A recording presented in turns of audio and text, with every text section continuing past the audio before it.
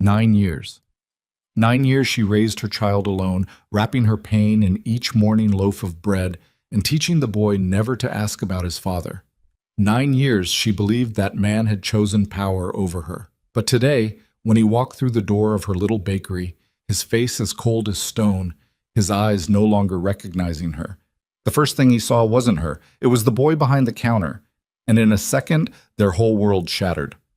Follow this story to the end, hit like, and comment the city you're viewing so I know how far my story has come. Let's begin. The morning Damien Cross walked back into Clara Whitmore's life, she was elbow-deep in dough and hadn't slept more than 4 hours. That was the ordinary part. The bakery smelled the way it always did before 6 a.m. Yeast and burnt sugar, and the faint chemical bite of the industrial oven that needed a new heating coil she couldn't afford. The fluorescent light above the prep counter had been flickering for 3 weeks. She'd taped a handwritten note on the breaker box that said, "Do not touch," in 3 different colors of marker. Because Elliot liked to touch things. Elliot liked to touch everything. At 8 years old, his fingers were always moving, always testing, always finding the one thing in the room that wasn't supposed to be disturbed. He was behind the front counter now, supposedly refilling the napkin dispensers. She could hear him opening and closing the small cabinet underneath the register. Thwap, thwap, thwap, thwap, thwap. The wood swelling with coastal humidity, the way it always did in late September. She didn't tell him to stop. He'd stop when he got bored, and he'd get bored in approximately 40 seconds, and then he'd come back to the kitchen and ask her some question she didn't have an answer to. That was the rhythm of mornings at Whitmore's. Predictable. Safe. Hers. She pressed the heel of her palm into the dough and felt the resistance push back against her, the way good bread dough always did, like it had an opinion. Her mother had taught her that. You have to work it like it owes you something, Clara. It doesn't give unless you make it give. She'd been 12 when she learned that. Her mother had been dead for 6 years. The bell above the front door rang. She didn't look up. The morning regulars started around 6:15, and she had 20 minutes before she needed to be presentable. Danny Marsh came first, always, because he walked his dog along the harbor wall, and the bakery was on his route. Then the Paletti sisters, who shared a single croissant and 2 large coffees and talked loud enough that Clara could hear them through the kitchen wall. Then the handful of contractors from the Hendricks renovation 2 streets over, men who smelled like sawdust and ordered in bulk and left good tips, bless them. "We're not open yet," she called. Her voice came out rougher than she intended, scraped at the edges from too little sleep. Elliot's voice from the front. "Mom, there's a man. Tell him 20 minutes.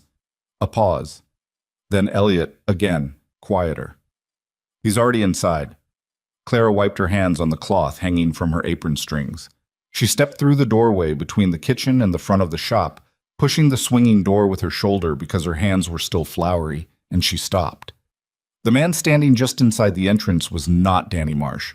He was tall. That was the first thing her brain registered, the way it registers a physical fact before it reaches meaning.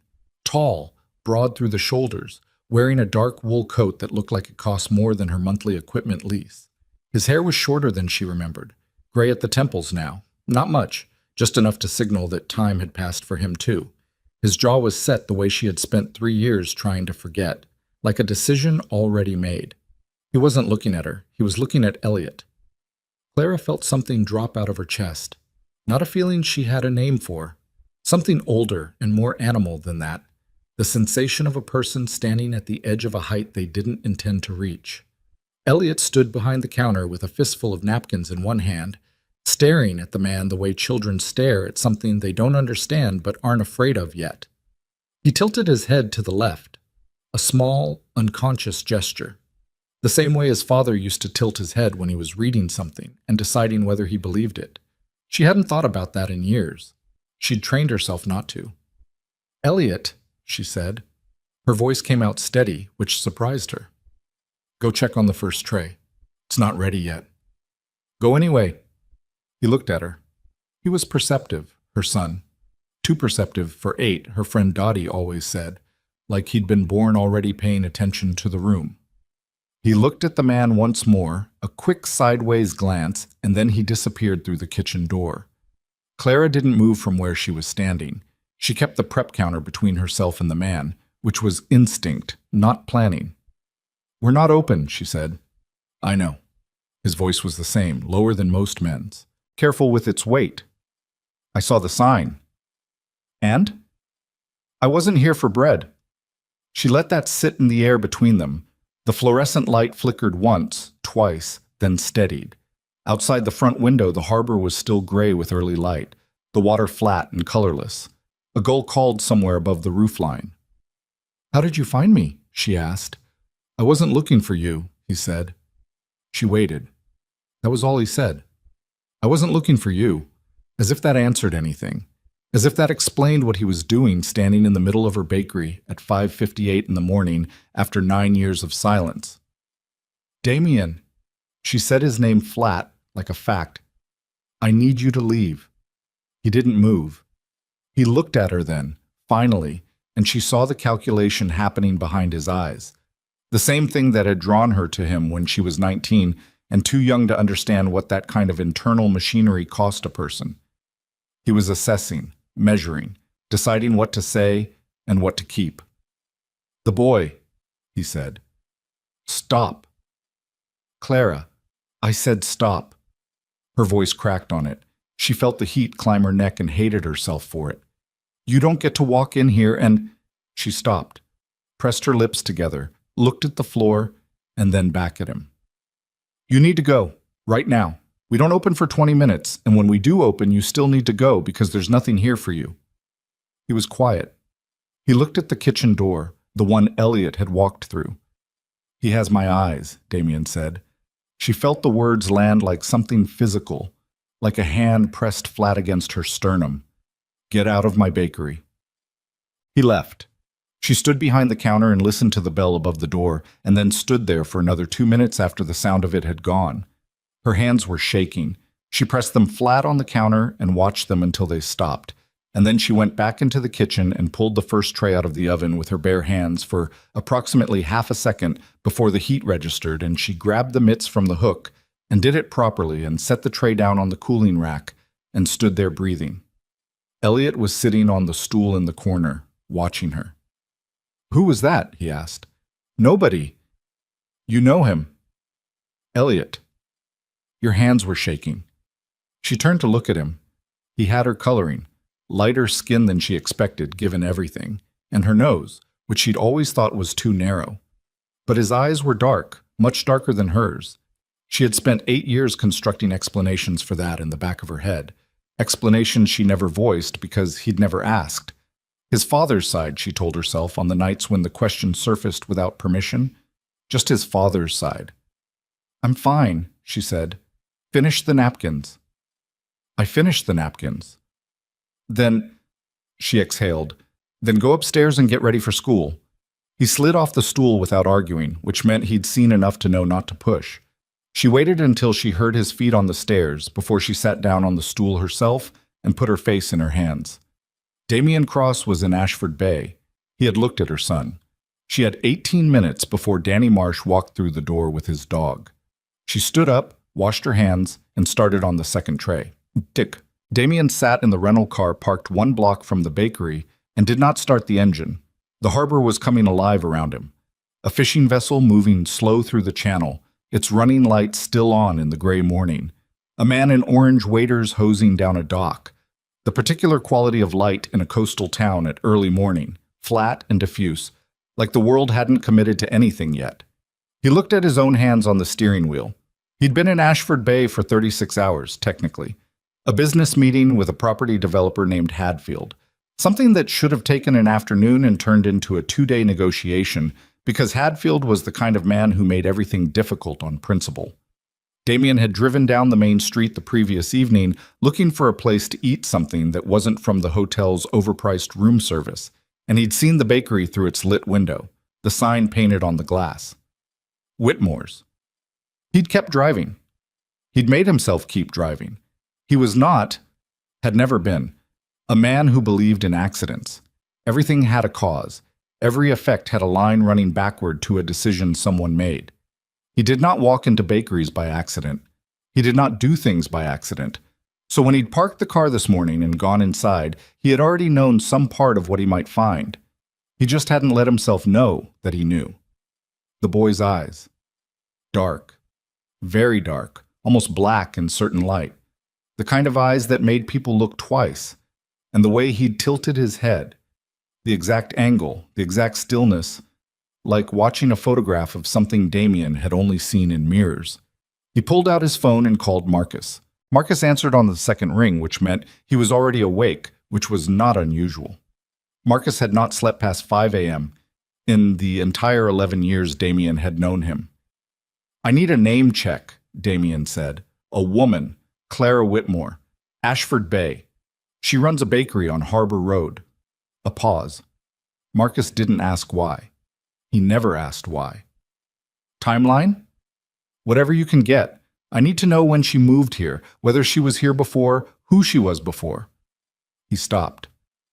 "I need to know if she was in Boston 9 years ago." Another pause. Longer this time. "That's specific." "Yes. You want me to ask why you're asking about a bakery owner in a fishing town at 6 in the morning?" "No." "Okay," Marcus said. "Give me a few hours." Damien set the phone on the passenger seat and finally started the engine. Clara had a system for bad days. The system was not complicated. It had evolved over years of necessity rather than design, built from the practical fact that bad days did not exempt her from having a son who needed breakfast and a business that needed opening and a town that needed its bread. The system was, you keep moving. That was the whole of it. Grief, fear, rage, the kind of hollow chest feeling that showed up without warning on the anniversary of specific dates. None of it came with an accommodation period.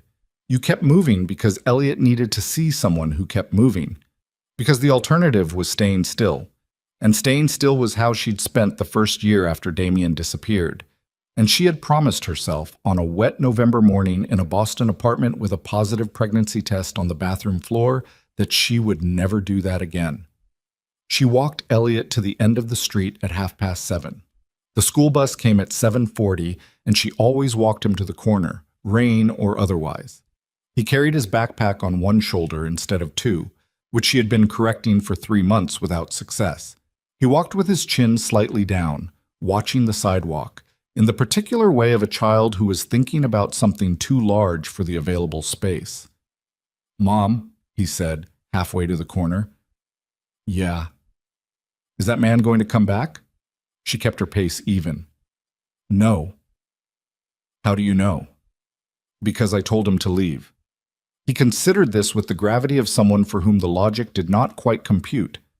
"People don't always do what you tell them." "No," she said. "They don't." He seemed to accept this as sufficient. They reached the corner. He shifted the backpack on one shoulder, which she straightened automatically, moving the strap to center. He let her do it without complaint, which was unusual. "He looked at me funny," Elliot said. "He was just passing through." She adjusted the backpack strap one more time, even though it didn't need it. He was nobody. The bus came around the corner. Elliot got on without looking back, which was normal. He was not a looking back kind of child, had never been one for drawn-out goodbyes. She watched the bus pull away and then stood at the corner for a moment in the thin September morning. She had written him 31 letters. She knew the number exactly because she had kept a record of each one in the small green notebook she'd bought at a pharmacy near the Boston apartment, writing the date and the number of pages and where she'd sent it. She'd had 3 different addresses for him across those months, all of them obtained through a degree of ingenuity she was not entirely proud of. A mutual acquaintance, an overheard conversation at a venue she shouldn't have been at, one address that she'd simply guessed based on things he'd told her about his family's properties. 31 letters, not one response. The last one she'd mailed in February, 4 months after Elliot was born, when she still had the faint and humiliating belief that if he just knew, actually knew, it would change something. She remembered sealing that envelope at 2 in the morning with a baby who wouldn't sleep in the next room, and the specific quality of hope she'd felt, thin as paper, barely there, already half knowing. She'd mailed it anyway. And then she'd gone to Dottie and said, "I need to get out of Boston." And Dottie had said, "I have a cousin in Ashford Bay who's selling a bakery lease." And Clara had said, "I don't know how to run a bakery."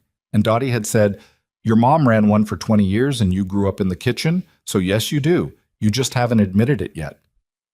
She had moved 6 weeks later. She had never looked back, same as Elliot on the bus. It was a family trait, apparently. Marcus called it noon. Damien was sitting in the hotel restaurant eating something that was described on the menu as a harvest salad and consisted mostly of things he didn't recognize. He pushed it aside when his phone buzzed. Clara Whitmore, Marcus said, born Clara Devereaux, Boston, 31 years ago. Father deceased, mother deceased. No living family that I can find. Moved to Ashford Bay approximately 8.5 years ago. Single proprietor of Whitmore's Bakery, Harbor Road. She took over a lease and rebuilt it from close to nothing by the looks of it. Pays her taxes, holds a small business loan from Coastal Bank. No criminal record, no flags anywhere. Damien was quiet. The boy, Marcus said, carefully. His name is Elliot Whitmore, 8 years old. Father is listed as unknown on the birth certificate. The restaurant was not loud, but it seemed to get quieter. Damien set his fork down. 8 years old, he said. Yeah. He did the math the way he'd already done it twice in the car this morning, and both times he'd gotten to the same place and then stopped himself from getting to the next place, because the next place required something he wasn't ready to hold yet. She was in Boston 9 years ago, Marcus said. It wasn't a question. Yes. Another pause. Damien, you understand what I understand. Because if the timing... I said I understand. He picked up his fork, set it back down. I need you to pull everything from 9 years ago. Anything that came through the Boston office. Any communication addressed to me. Letters. Anything routed through Victor. He heard the silence on the other end. The particular quality of it, before Marcus spoke. Victor, Marcus said, pull everything he ever forwarded to me, and everything he might have intercepted that I never saw. He paused. And pull the other direction too, anything that was sent and never arrived. That's a big ask. I know what it is. Damien, Marcus's voice had something in it he almost never used. Restraint, the kind that meant he was choosing words carefully. If Victor ran point on something like that, if he suppressed, I'm not accusing him of anything. Not yet. I'm asking you to pull records. Okay, Marcus said. Okay. Give me until tonight. Victor Hale had been in Damien's life for 15 years. He had been, depending on the period in question, his late father's closest confidant, the man who taught Damien the first principles of the business, the voice on the phone during the worst years, the one who handled the things that couldn't be handled cleanly, the one who knew where the bodies were, metaphorically, mostly. He was 62 now. He lived in a house in Connecticut that was too large for one person and employed a housekeeper and a driver and kept a standing dinner reservation at the same restaurant on Friday evenings, which Damien knew because Victor had mentioned it in every conversation for approximately 4 years. Damien had trusted him completely. He was not, even now, prepared to stop trusting him. That was the problem with loyalty. It didn't turn off at the first sign of trouble. It sat in your chest and made you want to be wrong about what you were starting to suspect. He called Victor at 2:30 in the afternoon, sitting on the small balcony of his hotel room with the harbor spread out below him and the smell of salt and diesel in the thin air. Victor answered on the fourth ring. His voice was the same it had always been, measured, warm at the edges, the voice of a man who had spent decades being the most reasonable person in any given room. Damien, I thought you were up in Ashford Bay this week. I am. How's Hadfield holding up? I always found that man exhausting. He's fine. Damien looked at the water. Victor, I have a question for you. Of course. 9 years ago, when I was in Boston, were you handling my correspondence out of the Hanover Street office? A pause. Brief enough that a person not listening carefully might not have noticed it. Part of it, yes. You were moving around a lot that year, the Frankfurt thing, the thing with the Delacroix property. Why? Were there letters that came through that you handled directly? There would have been hundreds, Damien. I was your personal letters, Damien said. Letters addressed to me by name, not through the business address. Did any of those come through you? The pause this time was different. Not brief. Not the pause of someone reaching back through memory. I can't recall specifics from 9 years ago, Victor said. Is there something particular you're trying to locate? No, Damien said, just checking. Is everything all right? Everything's fine. He watched a gull land on the railing 6 feet from him, assess him, and leave. I'll call you at the end of the week. He ended the call and sat with the phone in his hand. Victor had not asked why. In 15 years of questions, Victor always asked why. It was one of his defining qualities. The man was constitutionally incapable of receiving information without wanting more of it. He collected context the way other men collected leverage. He had not asked why. Clara was closing up when the knock came. It was 7:40 in the evening. Elliot was upstairs doing homework or avoiding homework. She could hear his feet on the floor above, the occasional scrape of a chair. The bakery was dark except for the light above the prep counter, which she'd left on while she wiped down the display cases. The closed sign was already in the window. She opened the door because she could see through the glass that it was a woman. Mid-40s, dark coat, hair pulled back, the look of someone conducting business rather than seeking bread at this hour. Clara opened the door 3 inches. We're closed. I know, the woman said. My name is Rachel Sims. I'm an attorney. She held up a card, which Clara took without thinking. I'm here on behalf of a client who would like to speak with you. Not tonight, she added quickly, reading Clara's expression. He wanted me to ask first. He wanted you to know you have a choice. Clara looked at the card. An address in Boston. A firm she didn't recognize. Who's the client? She said. Damien Cross. She handed the card back. Tell your client, Clara said, that I've spent 9 years being quiet. If he wants to be heard, he should have thought about that before he spent 9 years being silent. He believes there may be information you're both missing, Rachel said, about why you never received a response. Clara stopped in the act of closing the door. He believes, Rachel continued, that his correspondence may have been intercepted. He doesn't have proof yet, but he's asking for 24 hours. Clara held the door half open. The evening air came in off the harbor, cold and tasting of brine.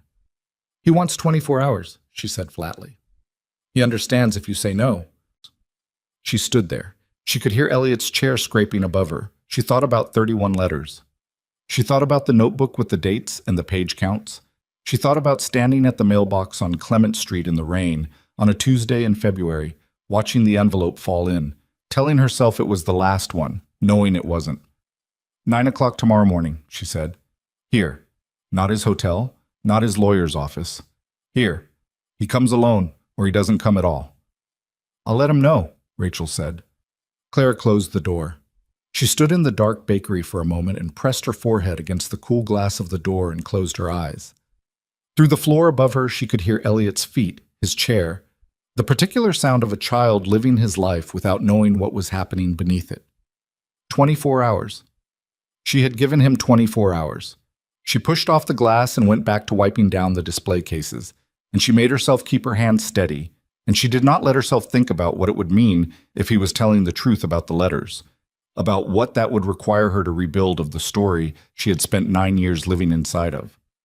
She thought about it anyway. By the time she finished closing up, she had made herself stop.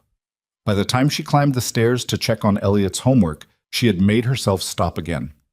But standing in the doorway, watching him bent over his notebook, dark head, serious expression, the angle of his shoulders, she felt the question return, quietly, like water finding a crack. What if he never got them? She didn't answer it. She asked Elliot how the math was going, and he said terrible, and she sat down beside him and they worked through it together, and the night moved on around them the way nights in small towns do, without ceremony, without drama, 1 minute following another, until the weight of ordinary life pressed everything else back below the surface. But it was still there when she turned out his light. It was still there when she lay in her own bed, listening to the harbor wind move through the gap in the window frame she hadn't gotten around to sealing. What if he never got them? What would 9 years of anger be worth then? What would the story she'd told herself, the story about a man who chose power over his child, over her, without hesitation, what would that story be worth? She stared at the ceiling. 9 o'clock tomorrow morning, she would find out. Damien did not sleep. He sat at the small desk in his hotel room with the lamp on low and the harbor dark beyond the window, and he read through the files Marcus had sent across 3 encrypted channels by 11 p.m. There were 47 documents. He read all of them. He read the routing logs from the Hanover Street office. He read the forwarding records, the things Victor had flagged as unimportant and filed rather than passed along. He read a memo from 9 years ago that Victor had written to himself, which existed only because Marcus had found a digital ghost of it in a backup system that had never been fully wiped. The memo was 4 lines. It referenced a young woman from the Boston property event. It referenced a complication. It used the word handled. Damien set the phone face down on the desk. Handled. He sat with that word for a long time. He sat with what it meant and what it required him to feel, and what it meant for the 15 years he had spent trusting a man who had, in 4 lines of a private memo, reduced Clara and whatever she had been trying to reach him about to a complication that needed handling. He thought about the boy in the bakery, the tilt of his head. He thought about Clara's face when she told him to leave. Not the face of a woman scorned, not the face of someone who had moved on and was annoyed at being disturbed. The face of someone who had built a wall so carefully, over so long, that she'd almost forgotten why she built it. He picked the phone back up and called Marcus. "The memo," he said. "I know," Marcus said.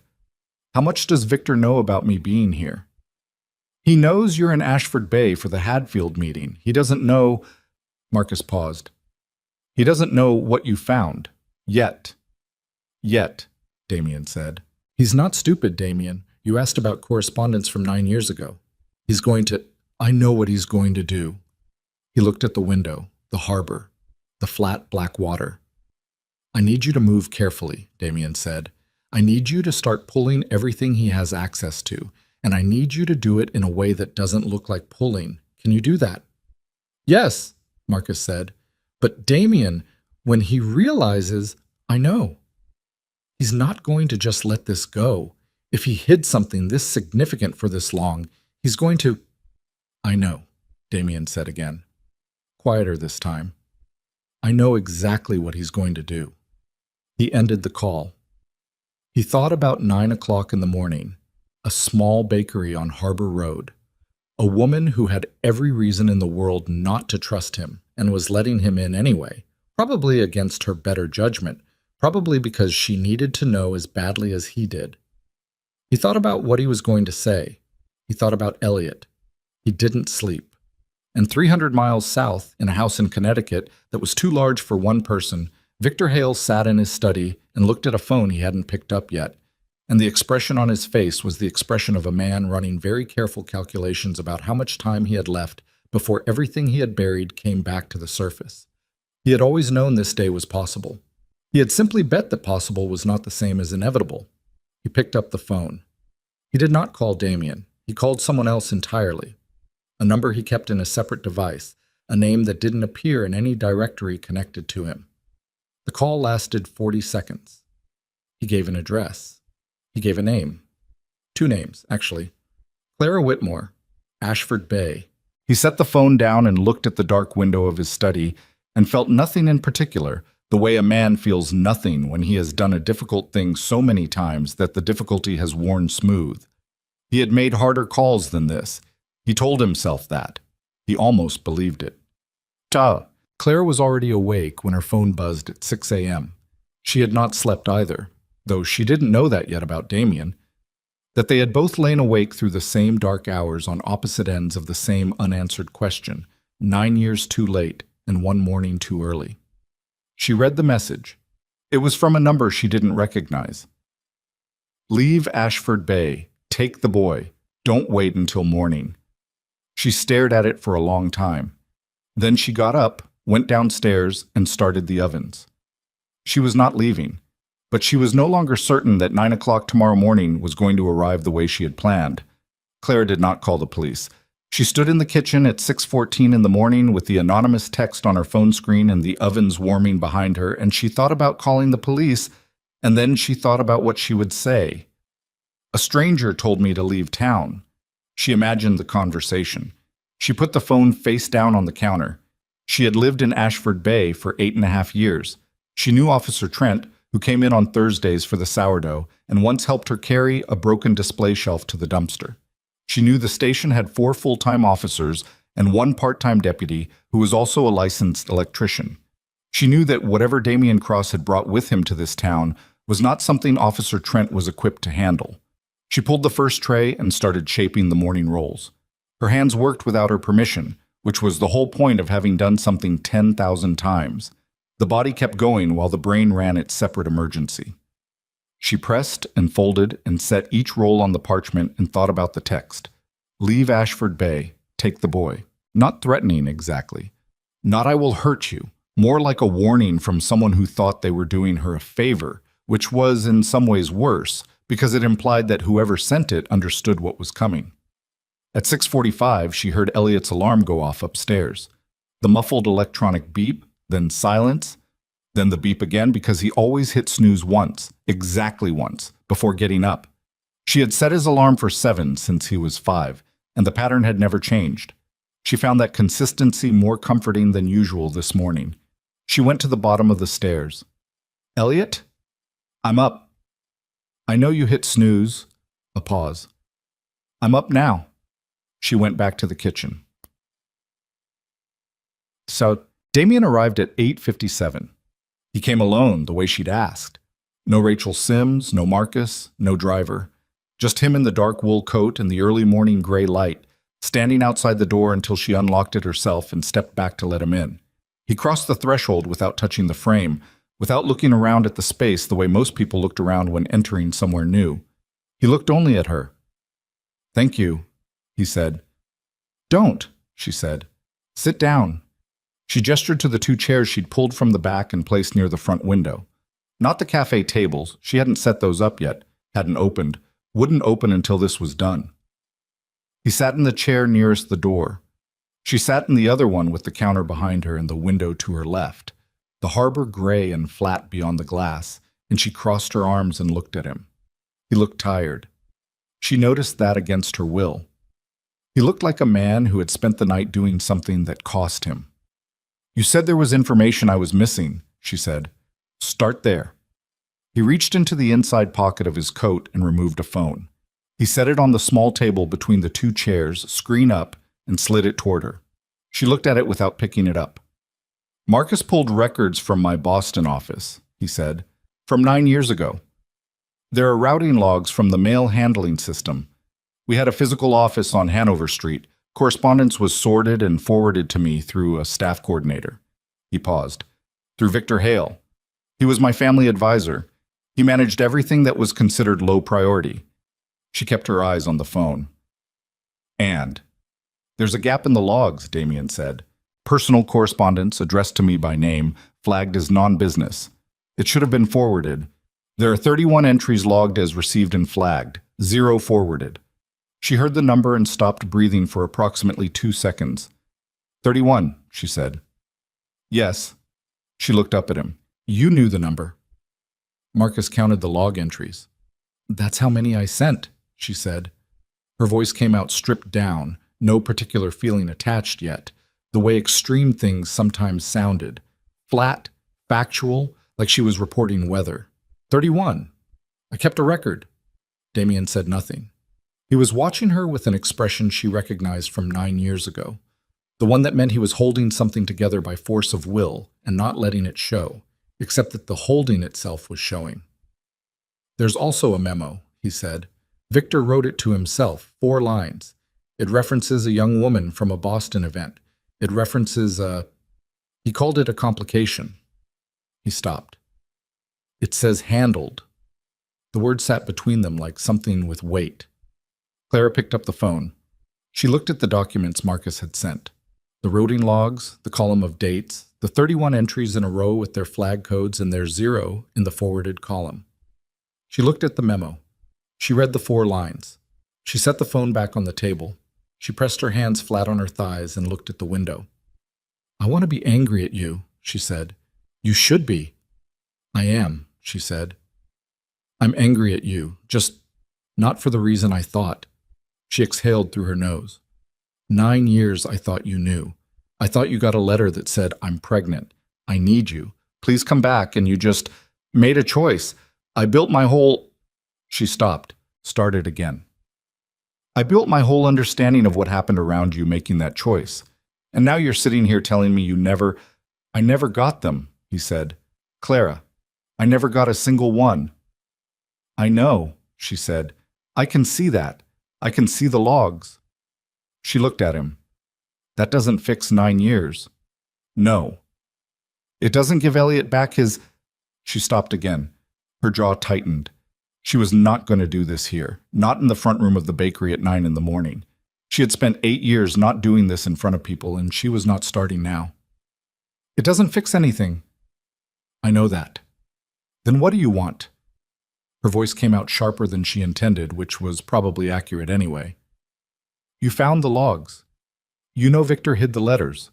What do you want from me? He looked at her steadily. I want to know my son. The words dropped into the room. She stood up. She walked to the counter and stood with her back to him and both hands on the edge of the counter and stared at the rows of morning rolls cooling on the rack. Counted them. Stopped counting. The oven behind her was still warm, pushing heat against her back. You don't get to want that, she said. Not like it's a simple thing. I know it's not simple. Do you? She turned around. He's 8 years old, Damien. He has a routine and a school and friends, and he has never once in his life asked me about his father because I taught him not to ask, because I thought the answer was that his father didn't want us. Her voice was steady. She needed it to be steady. I taught my son to be okay with that. Do you understand what that costs a child? To learn that early that someone just doesn't want them? Damien's expression changed. Something moved through it that wasn't calculation, wasn't control, something older and less managed. I would have come, he said. If I had known, Clara... He leaned forward, elbows on his knees, and his voice lost the careful quality she'd been watching since he walked in. I would have been on the first flight. Whatever else you think of me, whatever you have every right to think of me, I would have come. She looked at him. She looked at him for a long moment. I know, she said quietly. That's what makes it worse. She made coffee because she needed to do something with her hands. He sat at the counter while she worked the machine, and they were quiet for a while in the way of people who have said the most important things and now need to be somewhere other than in the middle of them. She set a cup in front of him. He wrapped both hands around it. The text, she said. He looked up. Last night, someone texted me from a blocked number. Told me to leave town, take the boy. She watched his face. You didn't know. It wasn't a question, but he answered it anyway. No. Victor? I called him yesterday afternoon, Damien said. I asked about the correspondence. He was careful, too careful. He set the cup down. Marcus thinks he's already moving. Moving how? Victor has spent 15 years protecting his position by removing threats before they became threats. He said it without drama, flat and clinical, which was somehow worse than if he'd dressed it up. He's not going to wait to see what I do with the information. She felt the cold move through her, starting somewhere in her sternum. He threatened my son. He warned you off. There's a difference for now. Don't tell me about differences, she said. Someone used my son's existence as leverage in a text message at 6 in the morning. Don't parse that for me. He had the grace not to argue it. You're right. I'm sorry. She picked up her own coffee, set it down without drinking. What do you need from me? The letters, he said. The notebook you kept, the dates, the addresses. Anything that proves you were trying to reach me and the letters were going somewhere specific. Victor can argue that the routing logs were a clerical error. He can argue I just didn't respond. What he can't argue is that I have 31 addresses written down in my own handwriting, she said, including 3 addresses I should never have been able to find through normal channels, which means someone in your organization was feeding me contact information, which means there's a chain of custody Victor can't break. She looked at him. I'm not stupid, Damien. I've had 9 years to think about this. He looked at her for a moment. I know you're not stupid. The notebook is upstairs. I'm not asking you to hand it over. I know you're not. She pushed off the counter. I'm telling you it exists and I know what it means. I'll make copies, whatever you need for—" She gestured vaguely. "Whatever you're building against him." "Clara?" His voice stopped her. "You need to be careful about what you agree to. If this goes where I think it's going, Victor is going to come at you. Not a text this time." "I figured that out this morning," she said, "when the text said take the boy." He stood up. They were closer than they'd been, just the width of the counter between them, and she couldn't stop herself from noticing, that he looked worse in full light. Not worse in the way of someone who had aged badly. Worse in the way of someone who had been carrying something very heavy for a very long time and was only now starting to put it down. His eyes were red at the edges from no sleep. His jaw had 2 days of stubble on it. She thought, "You look the way I felt for 3 years." She didn't say it. "Tell me about Victor," she said instead. "Tell me everything I need to know about who I'm dealing with." He talked for 40 minutes. She listened the way she'd always listened to Damien, without interrupting, without filling the silences, which had unnerved him when they first met, because most people filled silences. She had a stillness that was not passivity. It was the stillness of someone taking in information and filing it, and she'd had it since she was young, a child in a loud family who learned early that the most useful position was the one where no one was watching you because you appeared to be doing nothing. Victor Hale had come into the Cross family when Damien was 19 and his father was dying. He had positioned himself as the person who knew things, the legal landscape, the financial landscape, the people you needed and the people you needed to be rid of. He had been, in the years since, precisely that. He managed the information that flowed to Damien and away from Damien. He decided what was a distraction and what required attention. He framed problems in ways that generated the solutions he preferred. "He ever steer you wrong?" she asked. "Not in ways I could prove," Damien said. "In ways I can see now, looking back. Situations that went a certain direction partly because of how he presented them to me. People who left the organization who I was told left for their own reasons." He paused. "I trusted him the way you trust something that's never given you a reason not to. Until it does." "Until it does." She refilled his coffee without asking. "What does he get out of it?" "Hiding the letters. Why would he—" "Control," Damien said simply. "That's the only thing Victor has ever actually wanted. Not money, not position specifically. Control of the information. If I had known about you, about Elliot, I would have had something outside his reach, something he couldn't manage." He looked at the counter. "He would have lost me." She absorbed this.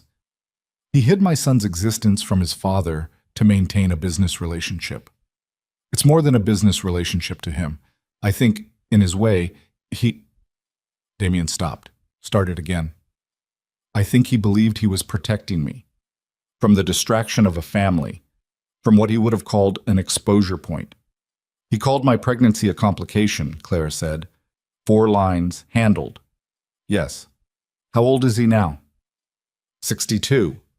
She nodded slowly. "And how much does he know?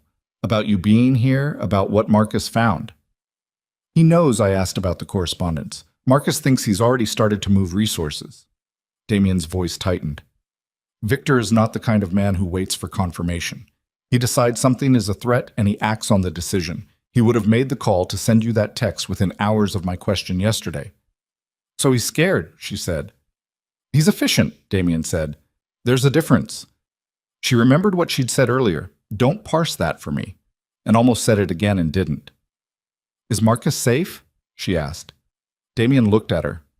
The question surprised him. She could see. "Yes." "Are you sure?" "Marcus can handle himself." "That's not what I asked." He held her gaze. "He's careful. He knows what he's doing." She nodded. She looked at the morning light through the front window. The town had been awake for 2 hours.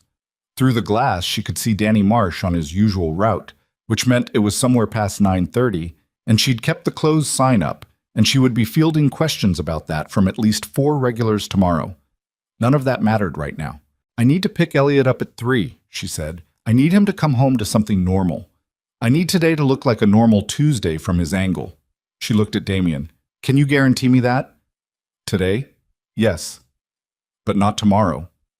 Not indefinitely, he said, which was honest at least. She pressed her fingers to her temple. Okay, here's what I'm going to do. I'm going to open the bakery in 20 minutes and get through the morning. I'm going to pick up my son at 3. I'm going to make dinner and help with homework and put him to bed and do every single thing that makes this day normal for him. She lowered her hand. And then tonight, after he's asleep, you're going to come back here and tell me exactly what the plan is. Not an outline, not a direction. The actual plan with the actual steps and the actual exposure points, because I have a right to know exactly what I'm walking into. Yes, he said. And Damien, her voice dropped a degree. If at any point your plan requires me to disappear with my son to protect your operation, you need to tell me that right now, because I will not run. I spent 8 years building something in this town, and I'm not asking you to run. Good. He stood. He picked up his coat from the back of the chair and looked at her in the way that felt, still after everything, like being recognized, like being seen in a way that was specific to her and not transferable. She looked away first, not because she was afraid, because she had things to do. 9 o'clock tonight, she said. Come to the back door. He left. She turned the closed sign to open and went to start on the display cases, and had approximately 4 minutes before Danny Marsh came through the door with his dog and said, "Thought you were closed today," and she said, "Late start," and handed him his usual sourdough, and that was that. The morning rolling over everything the way mornings do, indifferent to what they're covering. Marcus called Damien at 1:15 in the afternoon with the particular tone in his voice that meant the situation had changed. "He moved faster than we thought," Marcus said. "I've been watching the secondary account, the one he uses for what he calls operational expenses. There was a withdrawal this morning, cash equivalent, routed clean, but I caught the tail end of it. How much? Enough to mean he hired someone. Damien was in his hotel room, standing at the window. The harbor below, the flat water, the gulls. He gripped the phone. Who? I don't have a name yet. I have a route, Boston to Providence, Providence to Portland. Someone is moving toward Ashford Bay, Damien, and they're not coming to buy bread." Damien was already reaching for his jacket. "Timeline. Tonight, maybe. Tomorrow morning, at the latest. Get me the route. Get me everything you can on the vehicle." "Already on it." Marcus paused. "You need to tell her." "I know. Tonight is too late. If someone's moving toward that town..." "I know, Marcus." He had his jacket on, keys in hand. "I'll handle it." He was down the hotel stairs and through the lobby before the elevator would have opened. He was on Harbor Road in 4 minutes, moving at a speed that was not quite running but was not walking, and he could see the bakery window from half a block away, the warm light inside, the shape of Clara moving behind the counter, ordinary and unhurried, her life arranged around the belief that she had until tonight to prepare. He pushed through the door. She looked up from the register. A customer, older woman, gray coat, turned to look at him. He looked at Clara. She read his face in less than a second, the way she'd always been able to read him, which was one of the first things he'd loved about her, and one of the things that had scared him, back when he was young enough to be scared by being known. "Excuse me," she said to the woman at the counter pleasantly, the voice of a person who had just remembered something. "Could you give me just 1 moment?" She came around the counter and walked to where he was standing near the door, close enough that he could lower his voice. "Someone's moving," he said quietly. "Tonight or tomorrow morning?" He watched her face go through several things very quickly. The first flash of fear, which she shut down in under a second. The calculation that replaced it. The steady, cold quality that he had not known about her when she was 20 and was seeing clearly now. "Elliot," she said. "He's at school." "For another 90 minutes." Her voice was controlled. "I need to get him." "I know. I'll drive you." She looked at him. "We walk in there together and every person in that school is going to..." "I don't care," he said. She held his gaze for 1 second. 2. Then she turned back to the older woman at the counter, who was watching them with the open curiosity of someone who understood they were witnessing something real. "Margaret," Clara said, "I need to close up early today. I'm so sorry. Let me get your usual and I'll see you Thursday." She moved behind the counter and bagged Margaret's order and made change and said goodbye, and then flipped the close sign and pulled her jacket from the hook by the kitchen door, all in one continuous motion, no hesitation, no wasted movement. She handed him the keys to the bakery's back lock. "Hold these." She pulled her jacket on. "And Damien." He looked at her. "When this is over," she said, "and Elliot is safe and Victor is handled, we are going to have a very long conversation about what it means for you to show up in my life and remake it in 48 hours. "I know," he said. "Good." She moved to the door. "Let's go get my son." They went out into the street together, the harbor wind cold off the water, the afternoon light already thinning toward gray, and somewhere between the bakery door and the end of the block, Clara's hand found his. Not tenderly, not the way it used to, nothing like that. Just the grip of two people who had agreed, without saying it, that they were no longer doing this separately. Above them, the sky was the color of a bruise coming in, and neither of them looked up. Behind them, in a car parked at the far end of Harbor Road with its engine idling, a man they couldn't see yet was already watching the street. He had been watching for 3 hours. His name was not something he gave out, and the man who had hired him had not asked for his name in return, which was how these arrangements worked when both parties understood the nature of the transaction. He was 41 years old and had done 7 jobs in the past 4 years and had never left a trace that held up in court. He was patient in the way that certain men become patient, not by temperament, but by discipline. The patience of someone who had learned that moving too early cost more than waiting. He watched the man and the woman come out of the bakery together. He noted the body language. Close. Moving with purpose, not panic, which meant they knew something was wrong but didn't know the specifics. The woman locked the door behind her. The man scanned the street, left first, then right, the particular sweep of someone with training, and his eyes passed over the parked car without stopping, which meant the distance was good, or the man was distracted, probably distracted. He picked up his phone and sent a single word to the number he had for check-ins. Confirmed. He set the phone down and watched them move up the street. He was not going to do anything yet. The instructions had been specific about sequencing. First confirm, then wait, then act when the window was clean and the child was not present. He was a professional. He followed instructions. But he noted the direction they were walking, and he noted the school 2 blocks north that he had driven past twice this morning, and he understood that the window the instructions described was closing faster than his employer had anticipated. He started the engine. He would not move yet, but he would be ready. Clara felt it before she saw it. The particular charge in the air of being watched, the prickling at the back of her neck that she had dismissed twice this morning as anxiety, and was now, with Damien's hand solid in hers and his shoulder close against her arm, no longer willing to dismiss. She didn't turn around. "We're being watched," she said quietly, conversational, as if commenting on the weather. Damien's pace didn't change. "I know, gray sedan, far end of the block." A beat. "Don't look." "I wasn't going to." "I know you weren't." They kept walking. The school was ahead. Her son was inside, 90 minutes from the bell, sitting in a classroom working on something he would describe later as boring, and she would later be desperate to hear about every ordinary detail of it, because ordinary was the thing she was fighting to preserve, and she understood that now with a clarity that felt physical, like something pressing against her ribs from the inside. She walked faster. Damien matched her step for step and said nothing, and the sedan idled at the end of the street, and above the town the bruised sky pressed lower, and everything that was about to happen had already been set in motion by a man in a Connecticut study who had decided 9 years ago that love was a liability he could manage. He had been wrong. They reached the school at 2:26.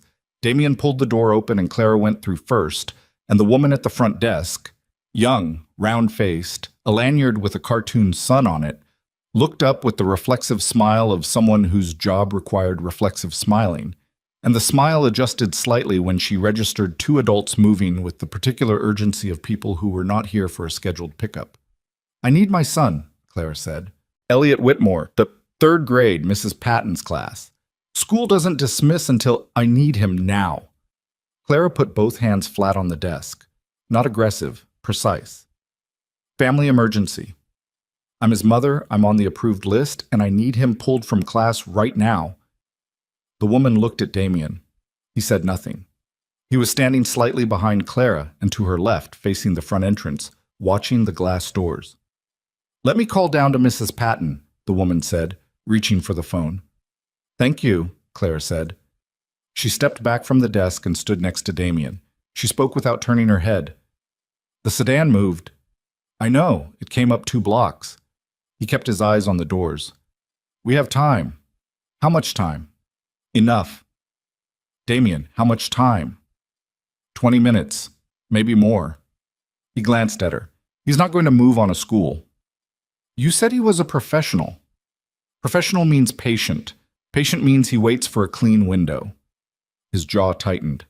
A school in the middle of the afternoon is not a clean window. She processed this. She looked at the front entrance, the glass doors, the parking lot beyond where 2 parents were already pulling in for early pickup, their ordinary lives arranging themselves around the edges of whatever this was. She thought about what she would say to Elliot.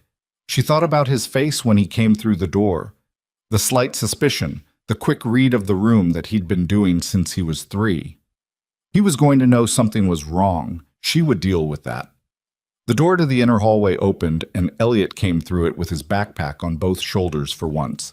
Mrs. Patton, a step behind him, looking mildly concerned in the way teachers looked concerned when protocols were disrupted. Elliot scanned the lobby. He saw Clara. He saw Damien. His face did 3 things in rapid succession that Clara cataloged and filed: recognition, calculation, the careful blankness that meant he had decided not to show what he was feeling until he understood more. He was 8 years old. She thought, I'm sorry. I'm sorry you learned that early.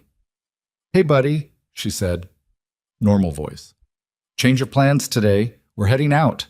He walked to her. He did not ask about Damien. He put his hand in hers without being asked, which he hadn't done in 2 years because he was 8, and 8 was too old for that, apparently. Except right now, apparently. Okay, he said. She signed the early release form with her left hand because her right was holding Elliot's, and she was not letting go of it. She thanked Mrs. Patton.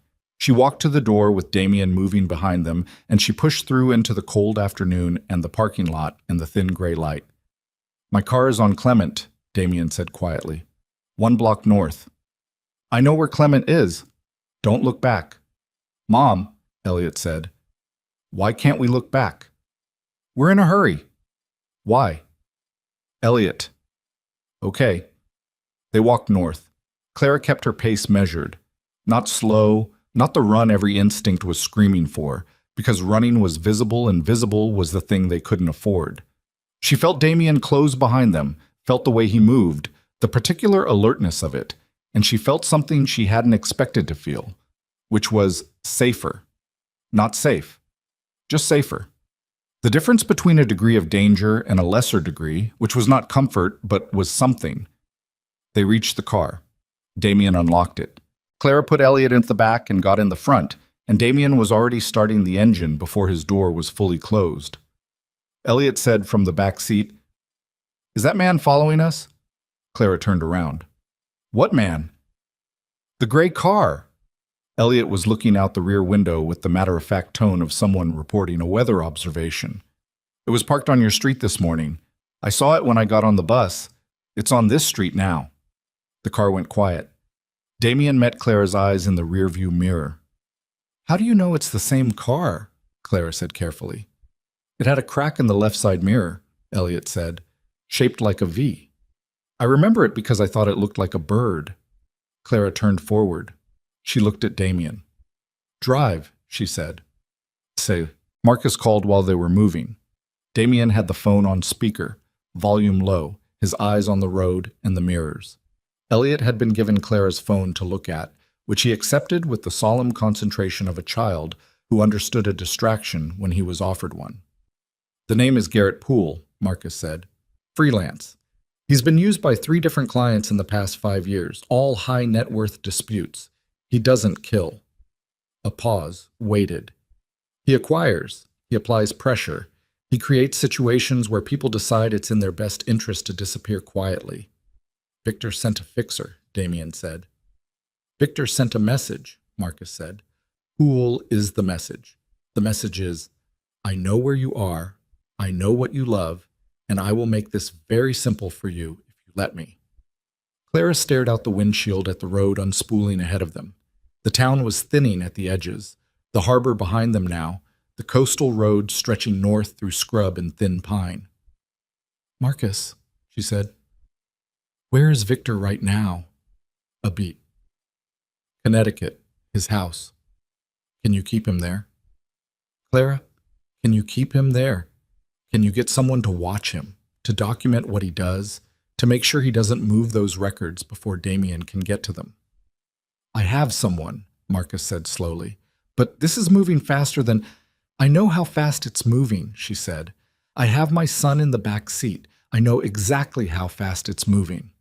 She kept her voice level.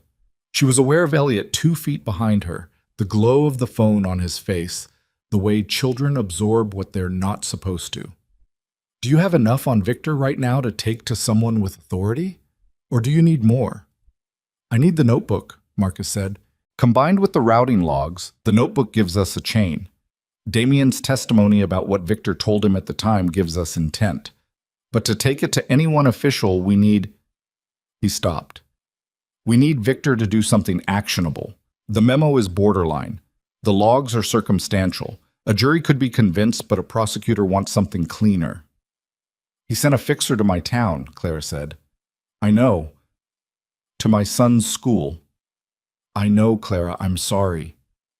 Can we use Pool? Silence on the line. Damien glanced at her. What are you thinking? Marcus said. If Pool is operating under Victor's instructions, and if we can document that connection, it's not simple. Pool doesn't communicate in ways that trace back easily. He got to Ashford Bay somehow, Claire said. He was paid somehow. There's a route. There's always a route, Marcus said. Finding it fast enough to matter is the... The line crackled, dropped. Damien looked at the signal indicator. 1 bar. The coastal road had dead zones and they were in one. Clara turned to look at the road behind them through her window. The gray sedan was 4 cars back. They stopped at a motel 12 miles north of Ashford Bay because Damien knew the owner, which was a sentence that would have required more explanation at another time. The owner was a compact man named Sio who asked no questions and gave them a room at the end of the ground floor that backed onto a pine tree break and had a second exit through the bathroom window if it came to that. And when Damien explained there was a gray sedan they needed not to see them check in, Sio simply said, "Pull around the back," and walked inside. Elliot sat on the edge of one of the 2 beds and looked at the room with the expression of a child on an unexpected adventure that he had correctly identified as not actually an adventure. "Are we in trouble?" he asked. Clara sat across from him on the other bed. Damien was at the window, curtained back 1 inch, watching the parking lot. "We're being careful," she said. "About what?" She looked at him. She had been composing some version of this conversation in the back of her head for 2 days, and it still wasn't ready. It was never going to be ready. Some conversations you just had to start and trust that the words would arrive. "The man who's with us," she said. "His name is Damien." Elliot looked at Damien's back. "I know." "You know his name?" "I heard you say it in the bakery the first day." He returned his gaze to her. "Is he my dad?" The room was very quiet. At the window, Damien had gone absolutely still. Clara held her son's eyes, dark, serious, waiting, the face of someone who had already done the math and just needed confirmation of the answer. She thought about all the ways she could qualify this, all the things she could say that were technically true without being entirely the truth. She had been a careful, methodical liar for 8 years, not out of malice, out of survival, and the habit of it was right there in her mouth, ready. "Yes," she said. Elliot nodded once. He looked at his hands in his lap. He appeared to be processing this with the same gravity he applied to difficult math problems. Not denying the equation, just working through it. "Why wasn't he here before?" Elliot said. Clara said, "That's complicated." "Did he not want to be?" "He didn't know about you." Elliot looked up. "How could he not know?" "Someone kept it from him," Clara said. "Someone made sure his letters never reached me and my letters never reached him." She watched his face. That wasn't his fault. And it wasn't mine. Elliot looked at Damien. Damien had turned from the window now. He was standing with his hands at his sides, and his face was doing the thing Clara had seen it do twice, the held-together look breaking down at the edges. Okay, Elliot said. Clara blinked. Okay. I mean, he shifted on the bed. It's a lot, but okay. He looked at Damien again, direct, unafraid, the particular fearlessness of a child who hadn't yet learned to be afraid of the things adults were afraid of. Do you actually want to be here? Or are you just here because of the trouble? Damien crossed the room. He pulled the chair from the small desk and sat in it, bringing himself to Elliot's eye level. He leaned forward with his elbows on his knees, and Clara recognized the posture. It was the posture he'd had in her bakery that morning, the one that meant he'd put the management down. I'm here because of you, Damien said. The trouble is separate. Elliot studied him. You look like me. Yeah, Damien said. I know. Around the eyes. Yeah. Elliot was quiet for a moment, then, what do we do about the car? Damien almost smiled. Clara saw it. The thing that moved across his face before he contained it, closer to relief than humor. The expression of a man who had been braced for the worst and been handed something else. Working on it, Damien said. Marcus got the line back at 7:43 p.m. Damien stepped outside the motel room, leaving Clara with Elliot, who had eaten vending machine crackers and 2 granola bars for dinner and was now asleep with the uncomplicated speed of an exhausted child. Clara was sitting in the chair by the door, jacket still on, watching him sleep. Damien stood in the pine-scented dark outside the room, and Marcus talked. I found the route, Marcus said. Pool was paid through a shell that traces back to a holding company. The holding company is 2 steps from Victor, but I can close the 2 steps. It'll take me until tomorrow morning. That's enough, Damien said. There's something else. Marcus's voice changed register. I went deeper into the backup system, the one where I found the memo. A pause. Damien, Victor wasn't just intercepting Clara's letters. Damien waited. There were other communications. Before Clara, after Clara. People who tried to reach you directly, outside of business channels. At least 4 instances I can confirm. A contractor in Frankfurt who claimed he had documentation of a fraudulent transaction, documentation that would have exonerated you, incidentally, in that 2009 dispute with the Delacroix property. A lawyer in Providence who reached out about your father's estate with information about a second will. Marcus stopped. Victor handled all of it. None of it reached you. Damien stood in the dark and let this land. The Frankfurt thing. He had spent 3 years believing he'd made a bad call on the Delacroix property. He had fired 2 people over it. He had rebuilt that relationship from the ground up, and it had cost him $2 million, and a partnership he'd never fully recovered. He had believed it was his fault. The second will, he said. I don't have the content. I just have the record of the communication. Victor flagged it as a scam and filed it. A pause. I can't tell you what was in it. But it existed. It existed. Damien put his hand against the exterior wall of the motel and leaned his weight into it. The pine trees moved in the light wind off the water, and the night was cold and clear, and he stood there and understood fully, for the first time, the shape of what Victor had built. Not an intervention, not a single act of self-interested interference. A decade and a half of careful architecture. Every wall in the structure of Damien's life that he thought he built himself had Victor's hands in the foundation. He thought about his father dying. Victor at the bedside. Victor managing the arrangements, the paperwork, the transition. He thought about the second will. Marcus, he said, yeah, I need everything. Every communication he intercepted, every decision he influenced, every financial transaction that routed through him. I need a complete picture.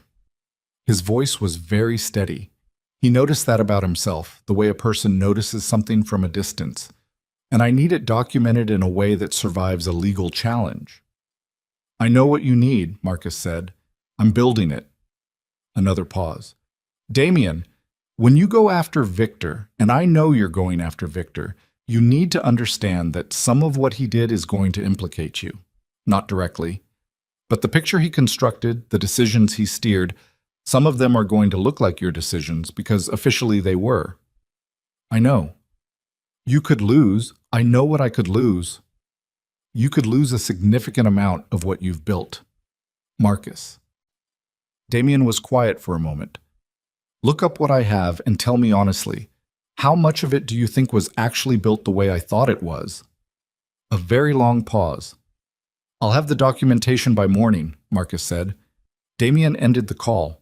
He stood outside for another moment, his hand still against the wall, the cold working through his jacket. He thought about what he was going to do and what it was going to cost, and he found, turning it over in his mind, that the math was simpler than he expected. Simpler than it would have been 48 hours ago, before he walked into a bakery and saw a boy with his eyes tilting his head at the exact angle Damien had spent 35 years thinking was particular to himself. He went back inside. Clara looked up from the chair. Elliot slept. Victor's been doing this for 15 years, Damien said quietly. It's not just the letters, it's everything. My father's estate, a legal case in Frankfurt. He's been editing my life from the beginning. She looked at him for a long moment. How bad? Bad. He sat on the edge of the bed near the door, away from Elliot. Some of what he hid would have changed major decisions. Some of it, he stopped. There may have been a second will from my father. Victor flagged it as a scam. I never saw it.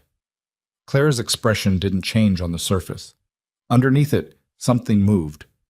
If there was a second will, she said, I don't know what's in it. I may never know. He looked at his hands. Victor may have destroyed it. Or he may still have it, she said. If it gave him leverage, he'd have kept it. Damien looked at her. Victor doesn't destroy things that give him leverage, she said. You just told me that control is what he wants. Documents are control. He'd have kept it somewhere he could use it. He held her gaze. She was right. He knew she was right because he knew Victor, had known him for 15 years, which now meant he had known him just well enough to be used and not well enough to see it. If we can find it, she said, that changes the legal picture entirely. We can't get into his house. No, she said, but Victor doesn't know what Marcus has found yet. He knows you're asking questions. He doesn't know the scope.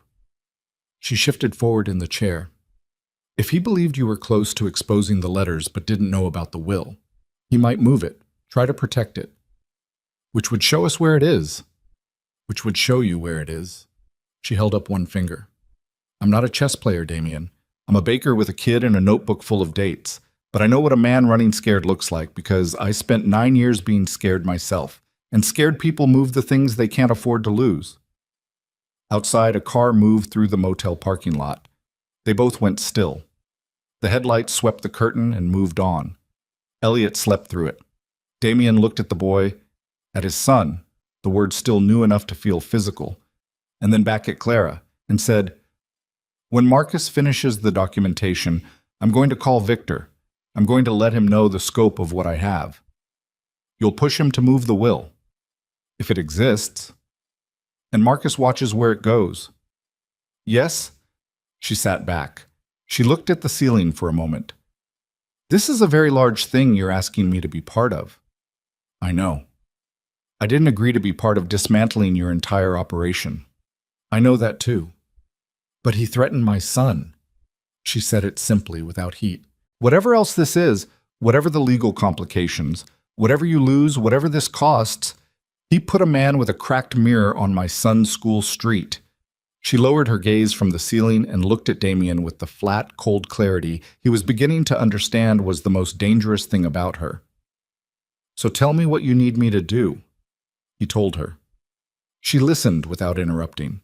When he finished, she nodded once and said, Call Marcus. Tell him to be ready by 6 a.m. She turned back to watch Elliot sleep. Damien picked up his phone. In Connecticut, 300 miles south, Victor Hale was in his study with a glass he hadn't touched and a phone showing him a message from Poole. 3 words, no punctuation, the kind of language that meant the situation had changed.